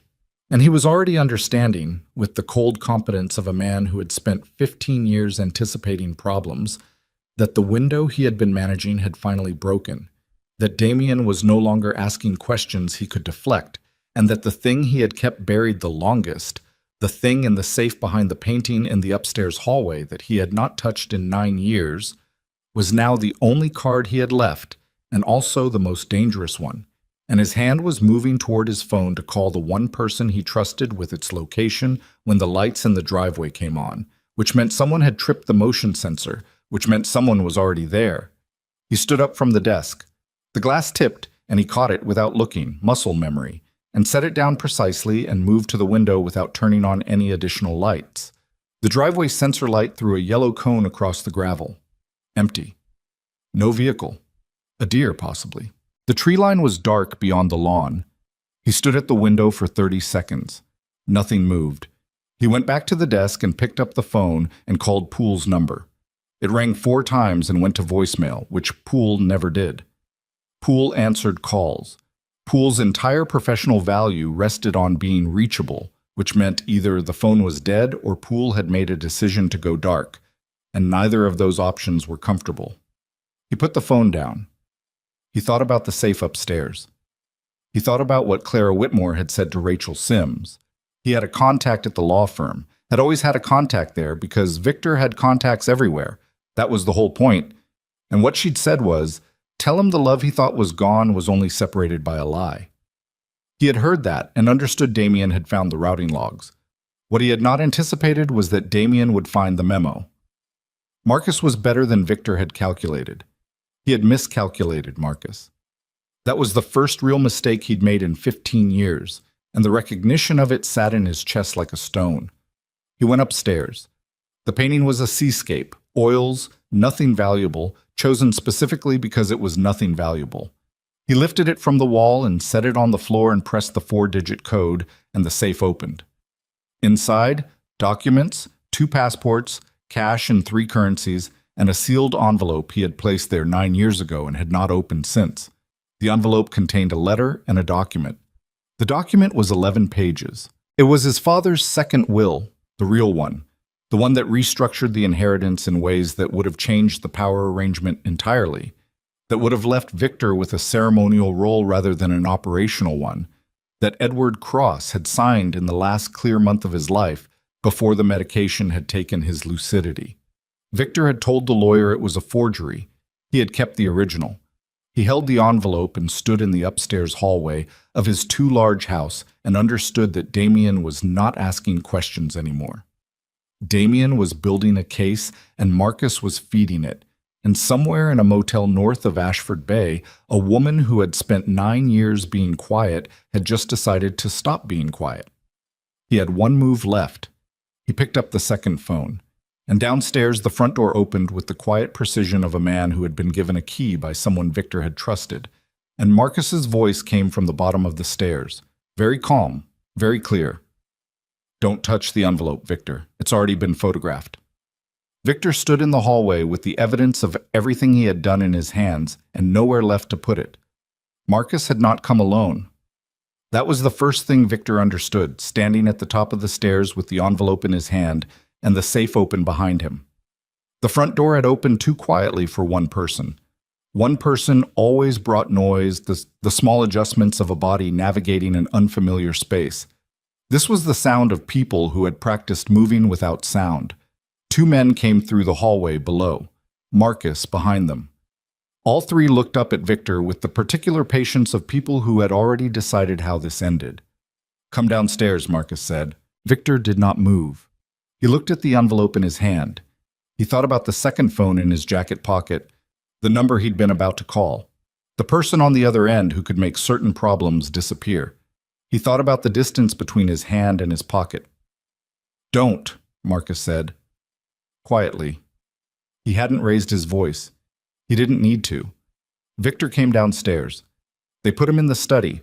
1 man at the door, 1 near the window, Marcus across the desk from him in the chair that was usually reserved for Victor's guests, which Victor noted with a precision that was probably irrelevant and couldn't help. Marcus set a tablet on the desk between them. On the screen, the routing logs, the memo, the payment trail from the shell company to Pool, and 3 photographs taken within the last 40 minutes of the upstairs hallway, the safe, and the envelope. "We've been in the house for 2 hours," Marcus said. "We documented the safe before you opened it." Victor looked at the photographs. He set the envelope down on the desk with the deliberate care of a man placing a weapon he was surrendering. "Where's Damien?" he said. "Not here." "He should be here." "He will be." Marcus leaned back in the chair. "We needed the documentation secure before he arrived. You understand why?" Victor understood. If Damien had come first, emotion would have been a variable. Marcus had eliminated the variable. It was, Victor thought distantly, exactly the kind of move Victor himself would have made. He had taught Marcus well. That, too, was irrelevant. "What do you want?" Victor said. "Everything," Marcus said. "The will, the communications you suppressed, the names of everyone you used to manage Damien's information over 15 years. The complete architecture." He tapped the tablet. "You built it. You're going to document it. And if I don't—" Marcus looked at him the way a man looks at a question he finds genuinely uninteresting. "Then we use what we have, which is enough." He paused. "But Damien wants the whole thing. He wants to know the actual shape of his own life. I think you owe him that." Victor was quiet. The house was quiet around them. The motion sensor light outside had gone off, leaving the driveway dark. "I made him," Victor said. Not defensively, just as a fact. "No," Marcus said. "You managed him. There's a difference." Damien got the call at 4:58 a.m. He was sitting in the motel parking lot in the dark because he hadn't been able to stay inside. Hadn't been able to sit in a room with his sleeping son and his wakeful ex-lover and the weight of what was happening 300 miles away. He was leaning against the hood of the car with the cold coming through his jacket and his breath making small clouds in the pine-scented air. Marcus said, "We have him. We have the will. We have everything." Damien closed his eyes for 3 seconds. "Pool," he said. "Picked up 2 hours ago. He rolled over faster than expected. Gave us the communication chain back to Victor in exchange for consideration." Marcus paused. "He's cooperating." "Is Victor talking?" "Slowly. He's a careful man. But the envelope broke something in him, I think. He's been talking for 2 hours. Another pause, something different in Marcus's voice this time. "Damien, the will. Your father changed the inheritance structure 3 months before he died. He left the operational control of the organization to a blind trust, not to Victor's management, not to the existing structure. To you, directly, with oversight provisions that would have removed Victor's role entirely." Damien said nothing. Victor told the estate lawyer the signature was obtained under duress. The lawyer had doubts, but couldn't prove otherwise. The will was set aside. Marcus's voice was careful. "Your father knew, Damien. He knew Victor was too deep in the operation. He was trying to correct it." The parking lot was very quiet. A pine branch moved in the dark above him. "He knew," Damien said. "There's a letter with the will. In your father's handwriting. I haven't read it. I thought that should be you. But the envelope was addressed to you, and Victor intercepted it with everything else. A letter from his dead father that he had never received." He pressed the heel of his hand against his sternum and breathed. "What do we do next?" he said. "We need you in Connecticut by noon. We have a meeting set with a federal contact. The documentation is clean enough now that we can bring this to someone official. Victor will cooperate fully in exchange for a negotiated arrangement. He's not stupid. He knows what the alternative looks like." Marcus paused. "And we need Clara." "Why?" "Because the notebook is the cleanest piece of evidence in the chain. Her handwriting, the dates, the addresses.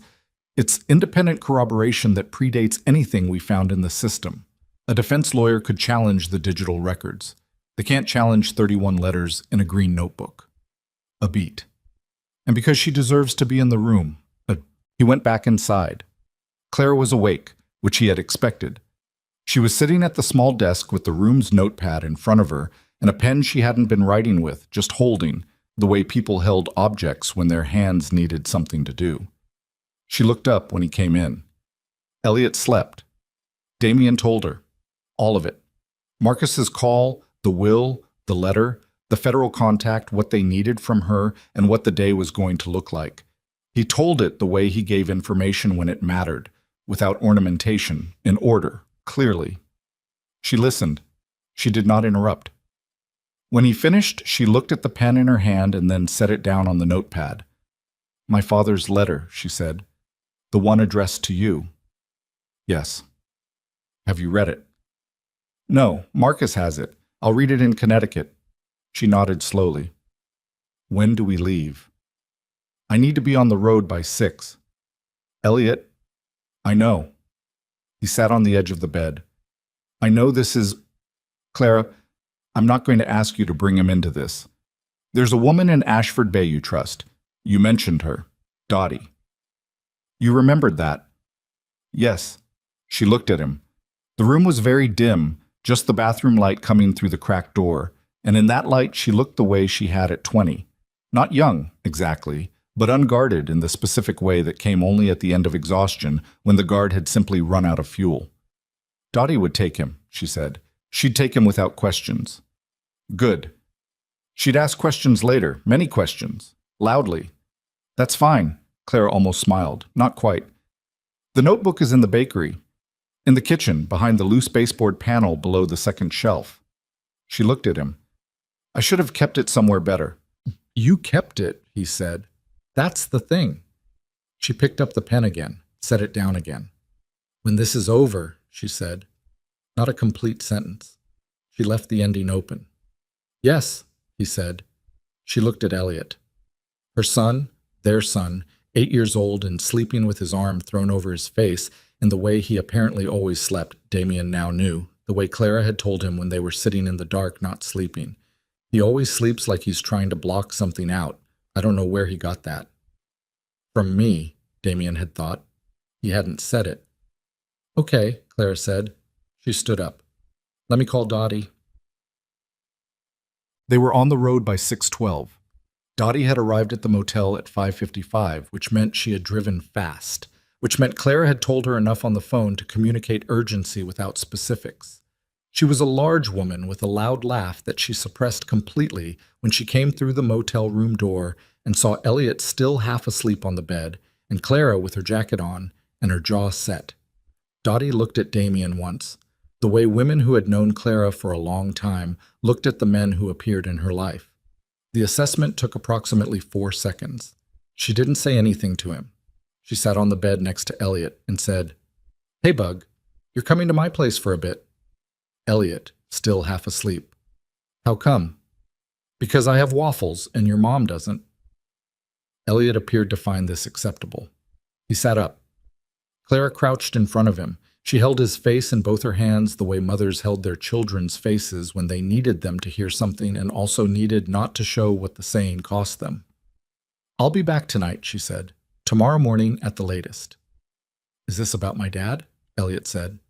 Clara exhaled. "Yes." "Is he going to be okay?" She looked at Elliot. She glanced up at Damien standing near the door. She looked back at her son. "We're going to make sure of it," she said. Elliot nodded. He submitted to being hugged with the tolerance of a child who had decided the situation warranted it. Clara held on 3 seconds longer than usual. Then she stood up, and Damien held the door. And they left. They reached Connecticut at 11:40. The drive had been mostly silent in the way of two people who had said the important things, and were now in the space between saying them and living them. Clara had the notebook on her lap for the last hour, not opening it, just holding it. Damien drove. The highway gave way to surface roads and then to the kind of Connecticut landscape that existed to remind you money was real. Stone walls along the edges of properties, trees that had been growing for 100 years, the particular quiet of land that had never been cheap. Marcus met them outside a building that looked like an insurance firm and was, in fact, connected to a federal task force that had been building a financial crimes case for 2 years, in which Victor Hale's name had appeared in the margins without ever moving to the center. Today, it would move to the center. Marcus shook Damien's hand. He looked at Clara and said, "Thank you for coming." "I didn't do it for you," she said. Not unkindly. "I know," he said.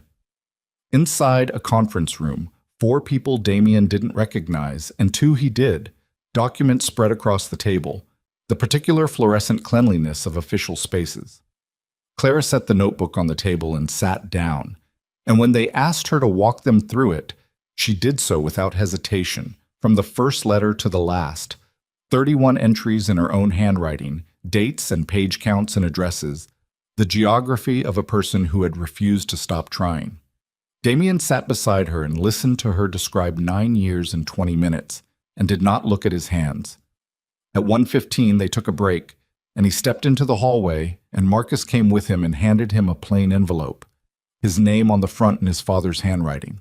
The letters slightly uneven, the way his father's handwriting had gone in the last year. The medication, the fatigue. He stood in the hallway and opened it. He read it twice.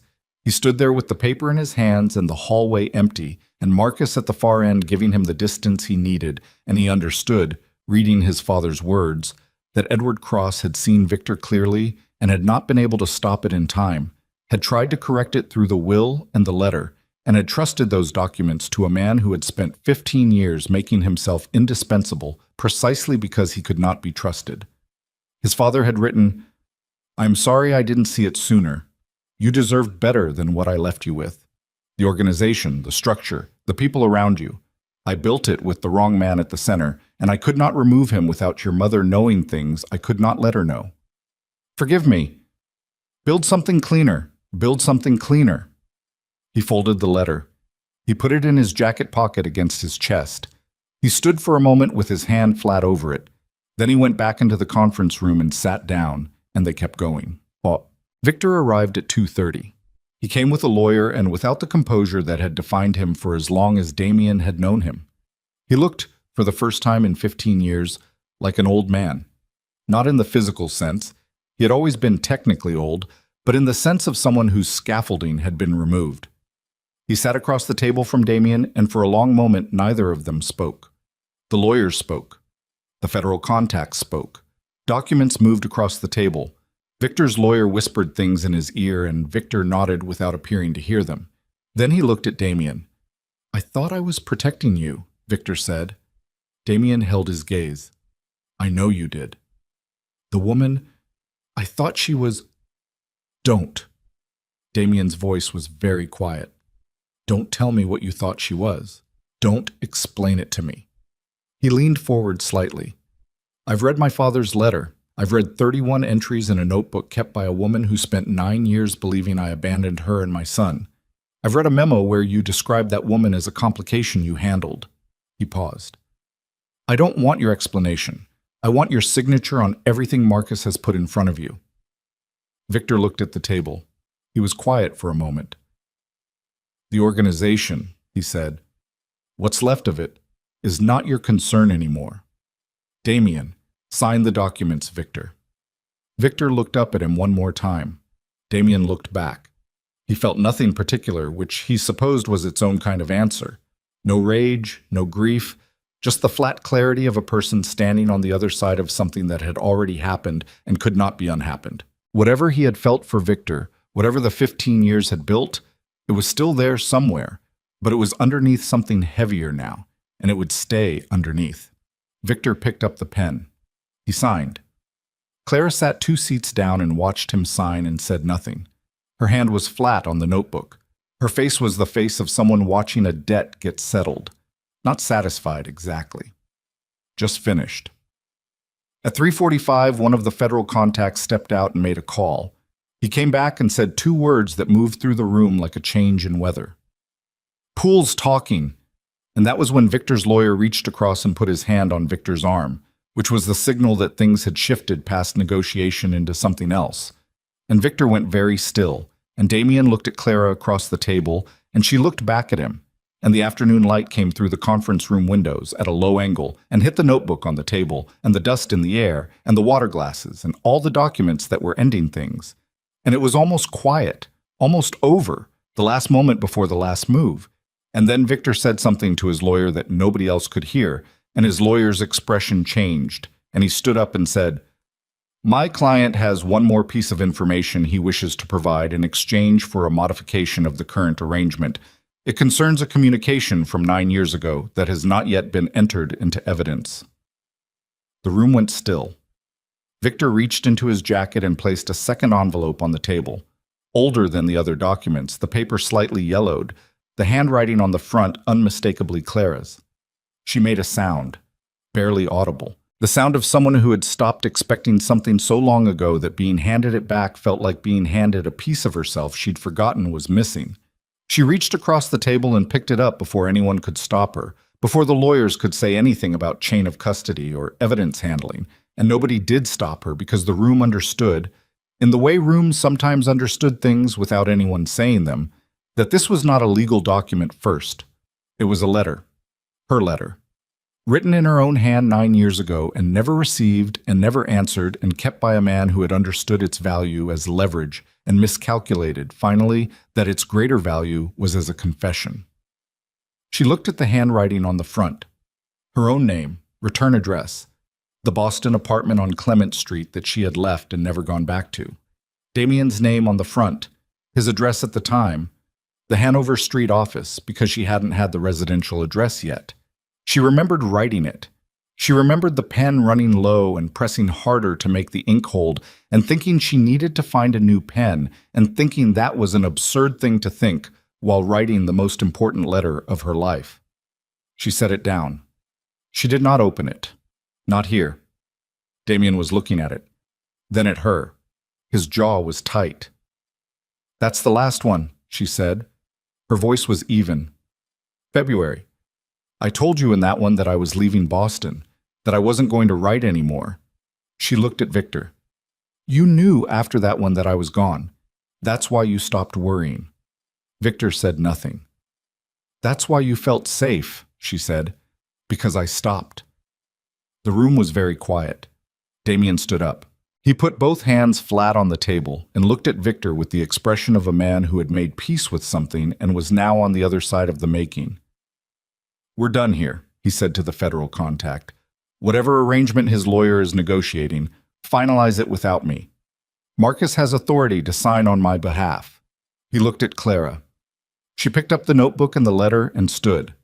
They walked out of the conference room together and down the hallway and through the glass doors into the late afternoon, the Connecticut light going gold at the edges, the air cold and clean, and they stood on the pavement outside and neither of them spoke for a moment.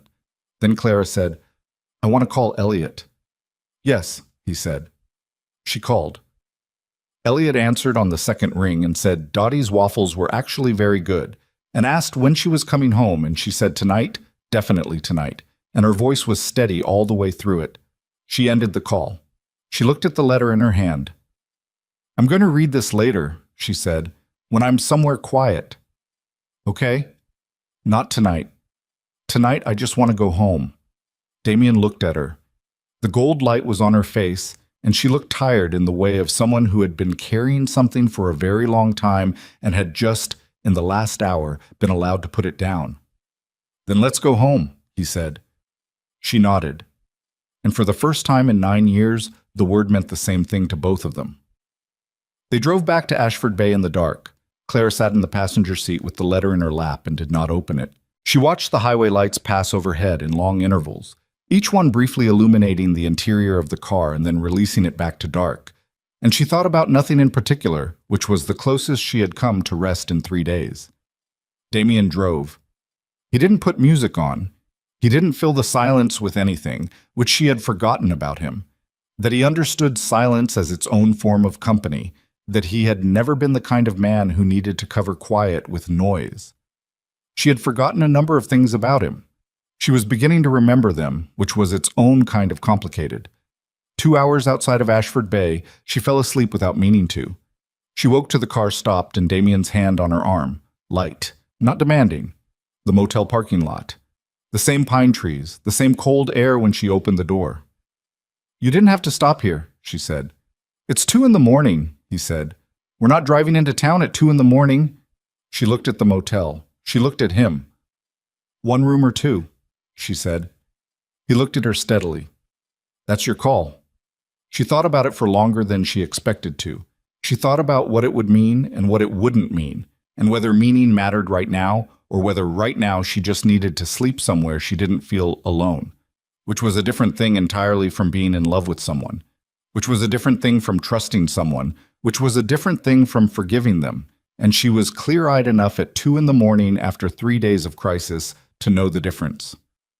"One room," she said. "2 beds." "Okay," he said. Mafia. In the morning, she read the letter. Damien was outside. She had heard him get up at 6, heard the door close quietly behind him, and she lay in the bed for a moment, listening to the silence he left, and then she sat up and picked up the envelope from the nightstand where she'd placed it and opened it. Her handwriting. February, 9 years ago. She recognized the pen, the one that had been running low, the letters slightly thinner at the ends of words where the ink struggled. She had written 4 pages. She read all of them. She had told him everything. The labor, which had been long and frightening, and which she had done with only a nurse she'd met twice and Dottie in the room.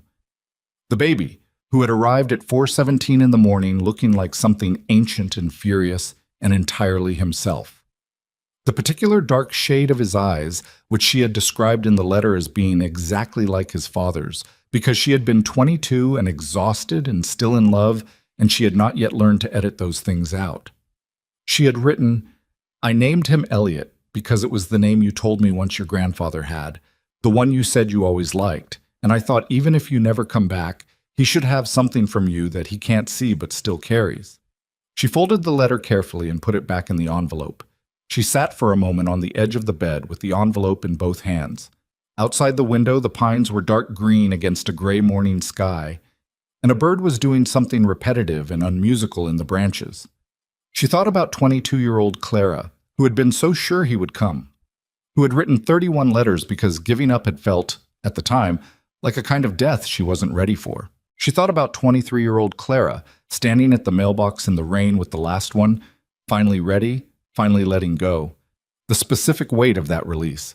She thought about all the years between that mailbox and this motel room, the bread in the early mornings, and Elliot's questions and Dottie's loud laugh, and the slow accumulation of a life that was small in geography but not in anything that mattered. She had built something real. She needed to remember that, going forward. Whatever came next, whatever Damien Cross was or wasn't in her life. She had built something real from the ruins of what she'd lost, and nobody had given it to her, and no revelation about intercepted letters changed that. She stood up, she got dressed, she went outside to find Damien. Bartier. He was standing at the edge of the parking lot where the asphalt ended and the pine tree line began, his father's letter in his hand, reading it for what she suspected was not the first time this morning. He heard her come up beside him and folded it and put it in his jacket pocket. "You read yours," he said. Not a question. "Yes." The morning was cold. Their breath made small clouds. "He knew about you," Damien said. "My father. Not specifically, not your name. But there's a line in the letter where he says he worried that the people around me would never let me have anything that was fully mine. He wrote it like a general warning." He paused. "I think he sensed what Victor was. He just didn't know how deep it went." Clara put her hands in her jacket pockets. "What are you going to do?" "With the organization." He was quiet for a moment. "Dismantle most of it. There are legitimate holdings, property, a logistics company, some finance. Those can survive in a clean form." He looked at the trees. "The rest of it, the structure Victor built, the relationships that depended on the way things were managed, that goes." "That's a significant loss." "Yes." "Are you okay with that?" He turned to look at her. "I'm okay with it." She studied his face. He meant it.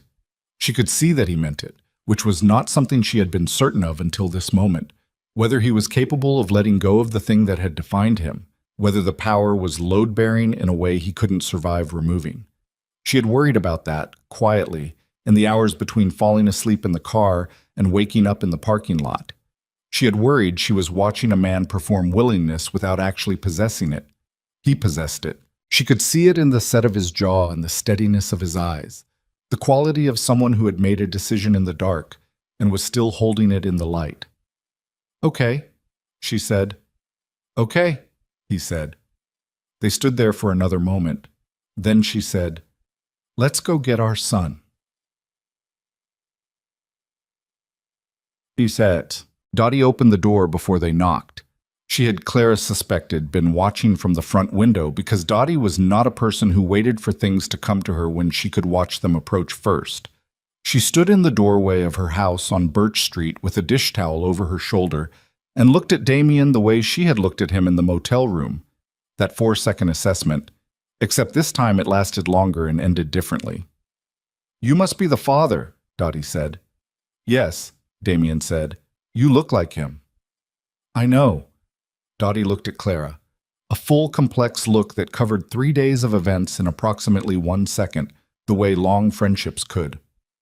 Clara answered it with her eyes. Dottie nodded once. He's in the kitchen, Dottie said. He made me explain long division to him twice this morning. I'd like you to know that I am not a math person, and this was a sacrifice. She stood back and let them in. Elliot was at the kitchen table with a worksheet and a pencil and the expression of someone who had been doing math under duress. He looked up when they came in. He looked at Clara first, and his face did the thing it always did when she returned from somewhere. A quick flash of relief that he immediately covered, because he was 8, and covering relief was important at 8. Then he looked at Damien. He stood up from the table. He crossed the kitchen and stopped 2 feet from Damien and looked up at him with the direct, unself-conscious assessment of a child who had not yet learned to disguise curiosity as something politer. You came back, Elliot said. I said I would, Damien said. People say things. I know. He crouched down, same as in the motel room, bringing himself level. I came back. Elliot studied him. Then he held out his hand. Damien looked at the hand. He took it. They shook hands with the formal gravity of a negotiation between 2 people who understood that something real was being agreed to, and Clara stood in Dottie's kitchen doorway and pressed her lips together and did not cry, which cost her something, and she paid it. Dottie appeared at her shoulder and pressed a cup of coffee into her hand and said, very quietly, he practiced that handshake this morning. I watched him. Clara wrapped both hands around the cup. The legal process took 4 months. This was faster than Marcus had predicted and slower than anyone wanted, which was the nature of legal processes, and Clara had known enough about patience by now to endure it without letting it hollow her out. She gave testimony twice, once in writing, once in person, the green notebook on the table beside her both times, the dates and addresses bearing silent witness to everything she'd said. The notebook was entered into evidence and she was given a certified copy, which she did not look at again after that, which was enough. Victor Hale entered a negotiated plea in November. He was 62 years old and his lawyer had argued health considerations and the completeness of his cooperation, and the federal contact who had been building the financial crimes case for 2 years was satisfied with what he got, which was the full architecture. Every name, every intercepted communication, every decision that had been made in Damien's name without Damien's knowledge. Victor received a sentence that Clara felt was insufficient, and Damien accepted without comment, which she understood was its own form of grace even if she wasn't there yet herself. Garrett Puel received a separate arrangement. She didn't follow the details of it. She didn't need to. The legitimate holdings of the Cross organization were restructured over the same 4 months under new management, most of it hands-off, the logistics company absorbed into a larger firm, the property holdings placed under a management trust with oversight provisions that were, ironically, very similar to what Edward Cross had tried to establish in the will his son never received. Marcus ran the transition. He was precise and tireless, and occasionally called Clara to ask questions she didn't expect to be asked, and she answered them because the questions were always actually about Damien, about what he needed and whether he was okay. And she understood that Marcus's loyalty had simply transferred its center of gravity, and she was glad of it. Damien spent most of those 4 months in Ashford Bay. He got a rental on the north end of Harbor Road, a 2-bedroom above a chandlery that smelled like rope and machine oil, and that he appeared to find neither charming nor objectionable, simply adequate, which was how he approached most physical spaces. He ate breakfast at the bakery most mornings, which the regulars absorbed with the particular equanimity of small-town people who had already constructed a narrative and didn't need it confirmed. Danny Marsh simply began ordering 2 coffees. The Paletti sisters began sharing their croissant 3 ways and talking even louder, which Clara had not thought possible. He took Elliot to the harbor on Saturday mornings. This had begun the 3rd week, tentatively, as a single outing. Clara watching from the bakery window as Damien and Elliot walked the harbor wall together, Elliot talking with both hands the way he did when he was interested in something, Damien listening with the focused stillness he brought to things that mattered. It had become a routine without anyone declaring it a routine, which was the best way for routines to form. They looked at fishing boats. Elliot asked questions about knots and navigation, and once about what specific fish tasted like raw, which Clara chose not to investigate further. Damien brought coffee for himself and hot chocolate for Elliot, and they sat on the dock wall for an hour every Saturday morning in the cold harbor air and said whatever they said to each other, which was their business. Clara did not ask. Elliot told her anyway, in the evening, in pieces, the way children reported things. Sideways, incidentally, as if the information wasn't the point even when it was. He knows a lot about boats. He said he used to be afraid of water when he was little. I didn't think he would be afraid of anything. He asked me what my favorite subject was. I said not math. He said he was bad at math too. I think he was lying to make me feel better, but I didn't mind. Clara listened to all of it. She filed it in the same place she filed the things she was still sorting through. The category of not yet resolved that wasn't painful anymore exactly, just present, like a room she wasn't finished arranging. In December, 4 months after Connecticut, she read the letter again. She read it sitting at the kitchen table after Elliot was asleep, with the copy of the notebook certified by the court on the table beside it. And she read it all the way through, and when she finished, she sat for a while in the quiet kitchen of the apartment above the bakery that she had built from nothing, and she thought about the woman who had written it. She had been so young, not in years exactly. 22 was not so young in years, but in the way she had believed things, in the completeness of her conviction that love was enough to bring a person back, that the right words and the right letter would cut through whatever stood between them. She had believed in the power of telling the truth, and she had been right to believe it, but she had not understood that the truth could be stopped, that there were people in the world for whom other people's truths were simply variables to be managed. She understood it now. She understood it, and she had not become someone who stopped telling the truth because of it, which she considered the most important thing she could say about herself. Not the bakery, not the years, not even Elliot, though Elliot was the center of all of it. The fact that she had kept telling the truth even when nobody received it. 31 letters into a silence she thought was indifference. The notebook with its careful dates. The testimony in a federal proceeding she had not sought and could not have predicted. She folded the letter and put it back in the envelope. She put the envelope in the green notebook. She put the notebook in the drawer beside her bed, not behind a baseboard, not in a hiding place, just in a drawer, because it didn't need to be hidden anymore. He knocked on the back door of the bakery on a Tuesday evening in December, which she knew was intentional. A Tuesday, the same day of the week he'd first walked through the front door, and she chose not to comment on whether that was intentional and instead just opened the door. He stood in the cold alley with his hands in his coat pockets and the harbor smell on the air behind him.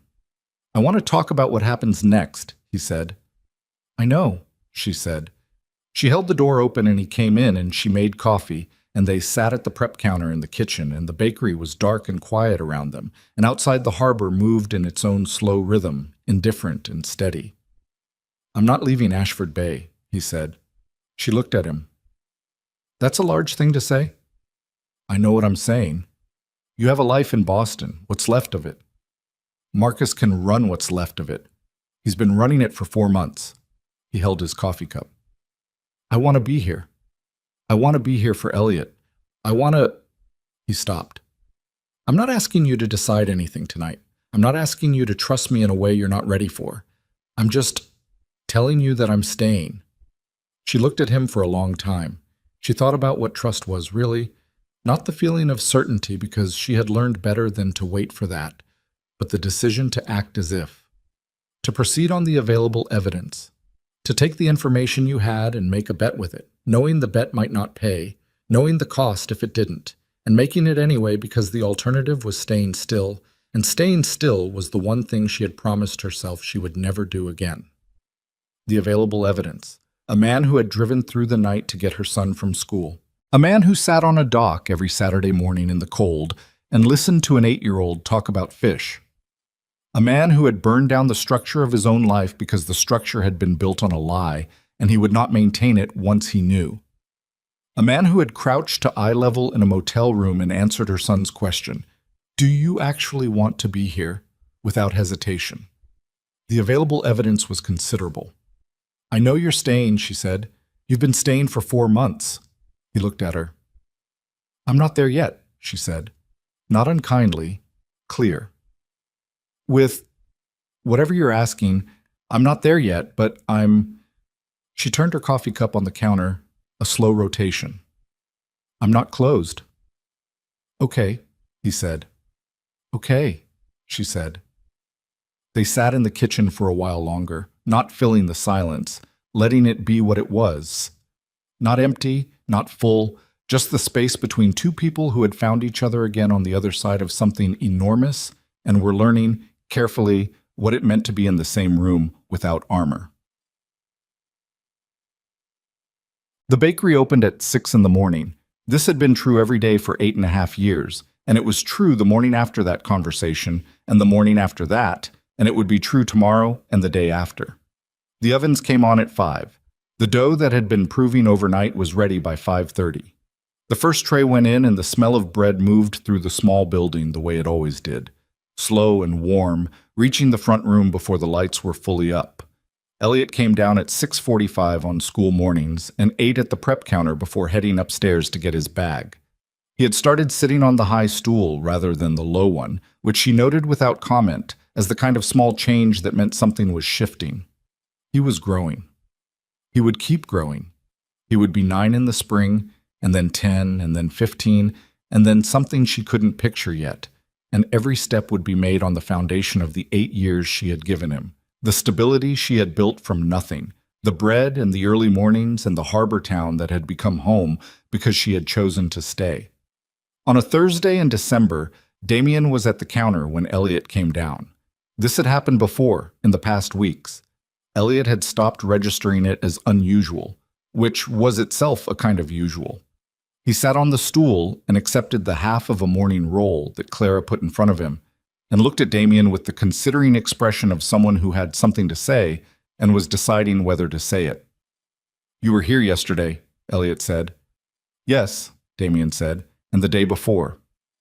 "Yes." Elliot appeared to process this. He ate a piece of the roll. He looked at Clara, who was at the oven and making herself not look at either of them, which was not entirely successful. "Are you going to be here tomorrow?" Elliot said. Damien looked at him steadily. "If that's okay."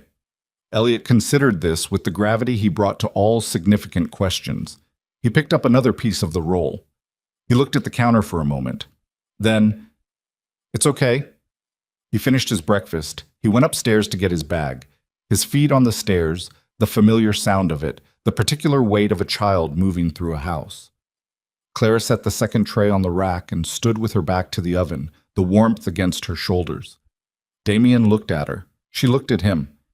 She didn't say anything. She didn't need to.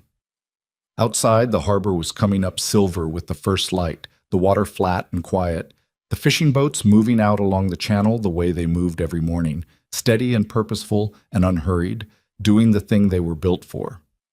The town was waking around the bakery the way it always woke. Without ceremony, one thing following another, the ordinary life of a place that didn't know and didn't need to know what had been preserved inside it. Clara turned back to the bread. The morning light came in off the water and filled the front room, and Whitmore's bakery opened for the day, and everything that needed to be finished was finished, and everything that needed to begin had already, quietly, begun.